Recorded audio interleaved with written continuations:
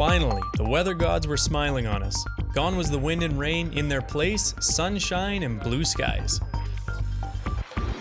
4 legs on the Metukituki River made up day 3 of the Golden Homes UIM World Jet Boat Marathon, beginning in Glendew Bay and racing out across Lake Wanaka at 1-minute intervals and around to the river mouth. Race leader Roger Preston's plan to gain some advantage before heading to the Canterbury Rivers was on track. Yeah, we know these rivers pretty well, so we just got to try and get a wee bit of an edge.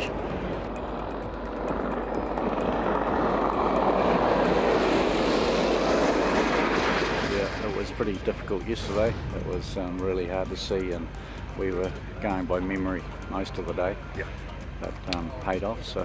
For all the reasons Preston was pushing hard on rivers he knew, John Derry in U36 was taking care to start and finish each leg and will likely leave his push till the more familiar Canterbury Rivers. For now, just having blue skies is what counts. What a contrast today to yesterday. Today was pleasant, but yesterday was awful.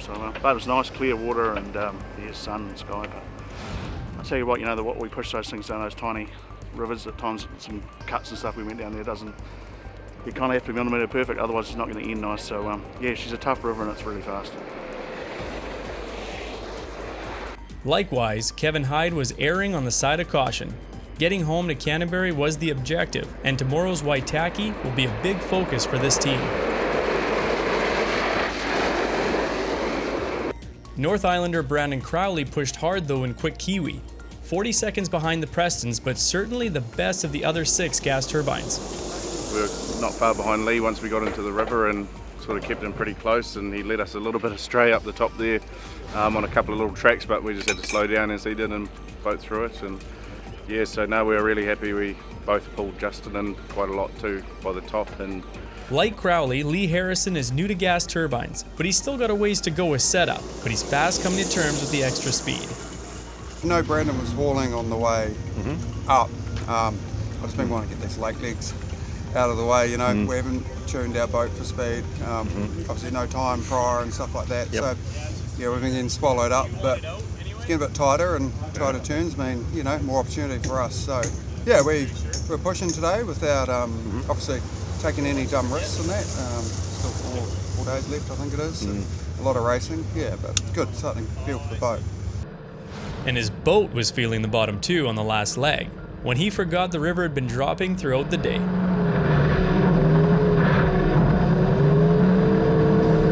Tom Kelly's niggling issues with his gas turbine's gearbox seem to be behind him, which means he and Matt Grant are successfully banking finishes in Golden Homes. 4 more added to the count on the Metuki. Justin Hill knew his lighter handling piston-powered boat would be on the money up the Dart, and the same would go for the Metukituki today. It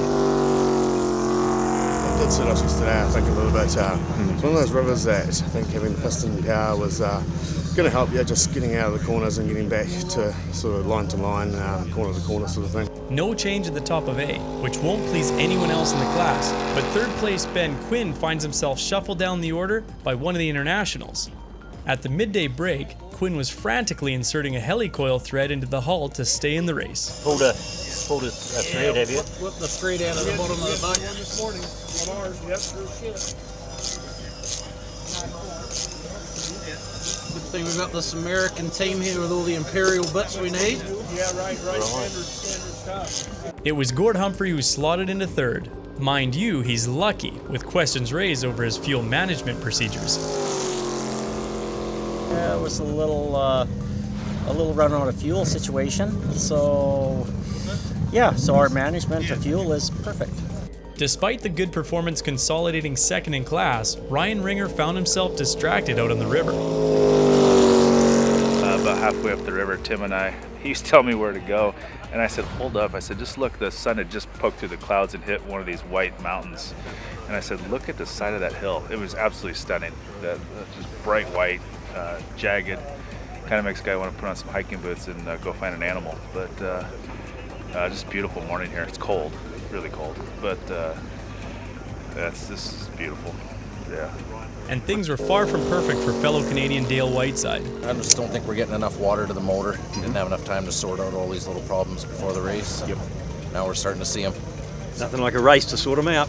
Well, should have been one before this one. Trailing both Andrew Scott and Richie Foster, Dave Robinson sliced up the river in the first 2 legs to narrow the gap on the lead to just 13 seconds. Oh, it was dropping, but yeah, we had it sus, so we were pushing real hard.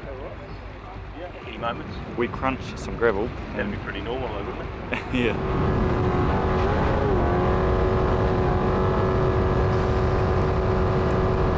Things only got better in the afternoon legs as the river level started to change. The West Coaster didn't share his same knowledge on the East Coast rivers, so he was banking whatever he could while he could. Yeah, no, Richie's good at the Rakaia, and the Waitiki, Andrew Scott will be good at that one. So yeah, hopefully I'm in the lead, and see how we go. There's no secret his RaceJet 600 hull is a well set up rig. Previously winning a CX World title in the hands of Jason Young.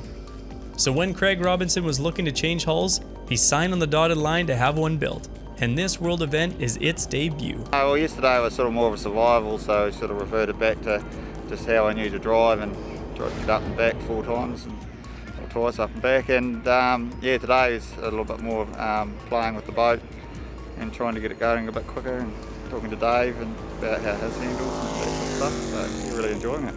Craig Plunkett, leading FX, is also from Southland and conscious of the Canterbury factor. These rivers I've been on a lot over the years. The Canterbury rivers I've probably been on 3 or 4 times. Like, racing is the only time we go on them, so that's Stewie's home ground. Anything can happen, and all it takes is a stoppage. And a stoppage would leave the door open for Stu Fitzgerald, who's currently sitting second in FX, with Rick Johnson in third. Despite finding himself in a dead end, he and Brent Davis retreated with the help of the navigator from 102, George Lamb, and they made the finish inside the cutoff. So why was George standing there ready to help push? Well, let's roll the clock back a couple of minutes.